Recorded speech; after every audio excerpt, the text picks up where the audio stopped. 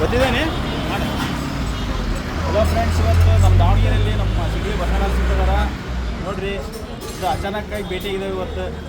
ನಮಸ್ಕಾರ, ನಾನು ಸಿಗ್ಲಿ ಬಸ್ಯ. ಇವತ್ತು ದಾವಣಗೆರೆ ಜಿಲ್ಲಾ ದುಗ್ಗಮ್ಮನ ಆಶೀರ್ವಾದ ಪಡೀಲಿಕ್ಕೆ ಸಿಗ್ಲಿ ಬಸ್ಯ ದಾವಣಗೆರೆ ಒಳಗೆ ಪ್ರವೇಶ ಮಾಡಿದ್ದಾನೆ.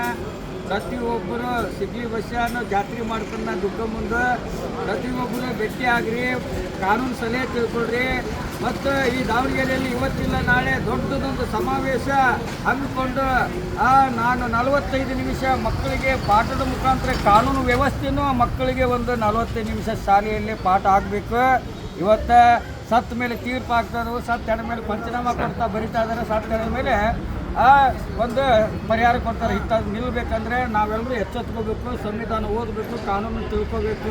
ಇವತ್ತು ಸಿಗ್ಲಿ ಬಸ್ಸೆ 9th ಕ್ಲಾಸ್ ಓದಿ ಲೈಸೆನ್ಸ್ ಇಲ್ಲದೇ ಎನ್ನಡ ಅಂದರೆ ಎಡಕ್ಕೆ, ಎಂಕಡ ಅಂದರೆ ಬಲಕ್ಕೆ, ಕನ್ನಡ ಅಂದರೆ ಹುಡುಗಿ ಮೇಲಕ್ಕೆ ನಮ್ಮ ಕರ್ನಾಟಕದೊಳಗೆ ಆಡ ಮಕ್ಕಳು ಗೊತ್ತಿರುವಾಗೆ ಲಾನ್ ಲೈಸೆನ್ಸ್ ಕೇವಲ 9ನೇ ತರಗತಿ ಪಾಸ್ ಆಗಿರೋ ಸಿಗ್ಲಿ ಬಸ್ಸ 33 ವರ್ಷ ಜೈಲಕ್ಕೆ ಶಾಲೆ ಮಾಡ್ಕೊಂಡು ಕೋಟ ಪಾಠ ಮಾಡ್ಕೊಂಡು ಕೇಸೋ ತಂದಿತಾ ಅಂತ ಕೇಳಿ ತಂದೆ ತಾಯಿ ಕೊಡಲಾರಂತ ಪ್ರೀತಿನ ಜೈಲಲ್ಲಿ ಇರ್ತಕ್ಕಂಥ ಮುಕ್ತ ಕೈದಿಗಳ ಪಡ್ಕೊಂಡು ಜೈಲು ಕಷ್ಟಗಳಿಗೆ, ಪೊಲೀಸ್ ಸಂಸದರಿಗೆ, ಕೋರ್ಟ್ ಶಿಕ್ಷಕರಿಗೆ, ಕನ್ನಡದ ಕಾನೂನು ಪಂಡಿತ ಸಿಗ್ಲಿ ಬಸ್ಸ ಅಂತ ಕರೀತಾರೆ. ಟವರ್ ಬರೆದು ಮರ ಹತ್ತಿ ಅಮರಾಗಿ 33 ತಾಸು ಗಿಡದಲ್ಲೇ ಕುಂತಾರೆ. ಈ ಜಾಗಕ್ಕೆ 2 ಸಲ ಜಡ್ಜಿನ ಕರ್ಸಿದ್ರು ಹುಲಿ ಅಂತಾರೆ.